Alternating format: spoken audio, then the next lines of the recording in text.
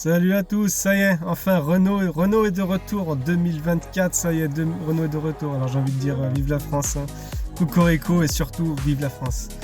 Euh, je vais voir un petit peu avec vous là, parce que Renault là, nous sort la nouvelle R5 c'est un pur néo-rétro, magnifique.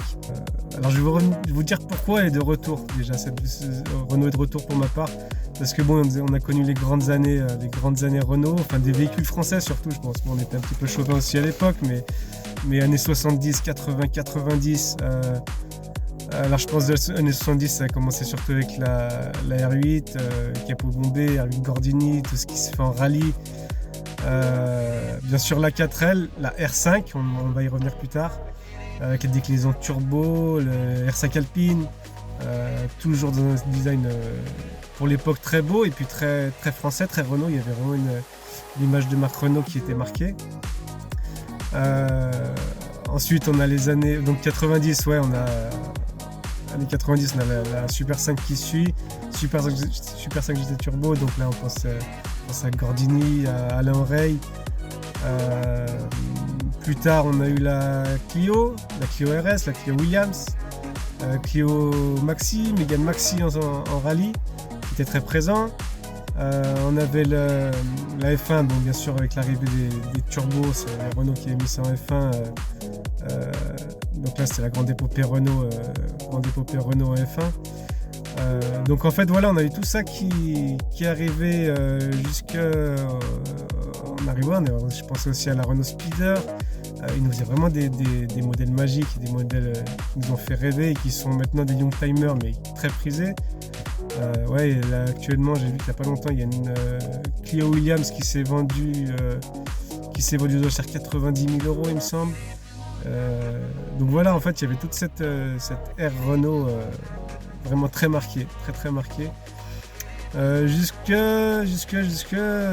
fin des années 2000, où là c'était la décadence. Alors je sais pas ce qu'ils nous ont inventé, je sais pas qu'est-ce qu'ils ont eu par la tête les designers de chez Renault.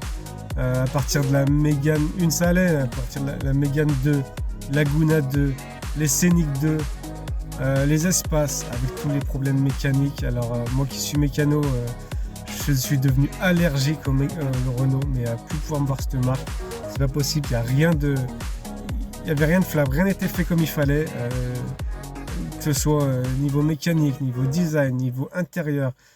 Rien de solide, mais c'est une catastrophe, Et donc maintenant ils ont pâti de cette image de marque de fiabilité, de voiture de merde, on va pas se le cacher, hein. Allez pourri ta bagnole de merde, là, arrête de me prendre la tête. Arrête de m'énerver, je te dis. Arrête de me prendre la tête là, parce que tu m'emmerdes avec ta bagnole là. J'ai vu un renouveau moi quand ça a commencé avec le Austral, le Rafale, le nouvel espace. Là on a un truc des véhicules beaucoup plus dynamiques, un peu plus centré. Ils ont copié le modèle allemand, quoi, beaucoup plus qualitatif, beaucoup plus dynamique. Bon, les moteurs ça a commencé à se fiabiliser là, déjà ça commence à déjà se fiabiliser un peu mieux. Donc ils perdent un peu cette image de voitures non fiables, voire les moins fiables du monde. Et là, en 2024, donc là maintenant on voit arriver la R5 avec des couleurs très pop. Mais c'est vraiment du vrai néo-rétro, quoi. Donc quand on voit une R5, je pense que tout le monde est unanime là-dessus, hein.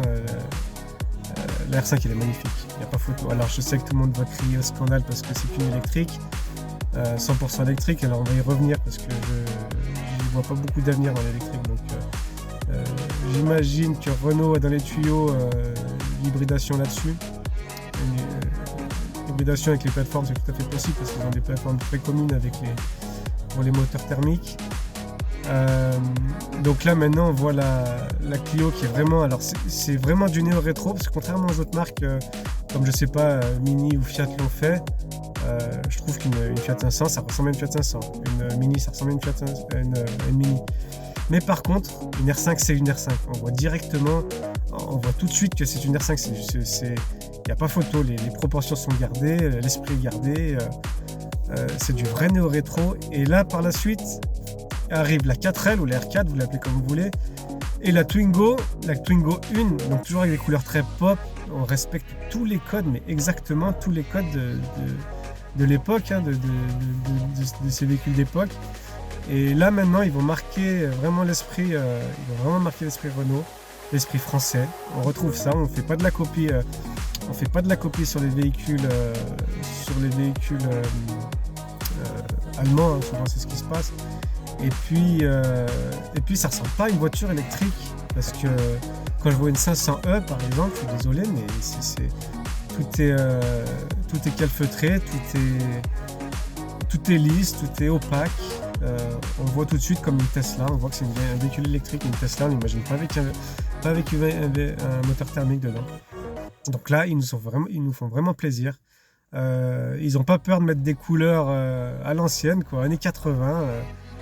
On retrouve toutes les surpiqûres, tout ce qui est molletonnage des sièges, des garnitures, du toit, comme à l'époque, le jean qui revient, le velours. Alors c'est magnifique. Alors dites-moi ce que vous en pensez. Moi qui trouvais cette marque à vomir, Renault, on retrouve maintenant l'esprit français. Et je pense que c'est bien aidé par Alpine déjà qui appuie bien cette image-là. Puis un peu il y a de la sportivité là-dedans. Mais aussi Peugeot nous a bien aidé. Hein. Peugeot Citroën a bien aidé ça parce qu'avec leur moteur PureTech et puis les gammes vieillissantes de Citroën qui n'arrivent pas à se renouveler, je pense que là Renault ils peuvent bien s'appuyer sur cette vague-là.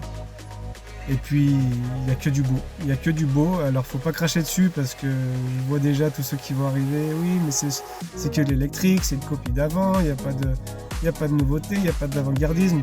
Et ben, moi, je pense que le marché va nous donner la réalité à voir à venir. Alors, dites-moi ce que vous en pensez. Maintenant, il nous reste quoi? Peut-être la nouvelle R8 qui pourrait sortir, pourquoi pas? Ouais, un nouveau speeder? Ah, avec Renault, avec Alpine, ils pourraient nous créer quelque chose de magnifique, vu que c'est dans une bonne lancée.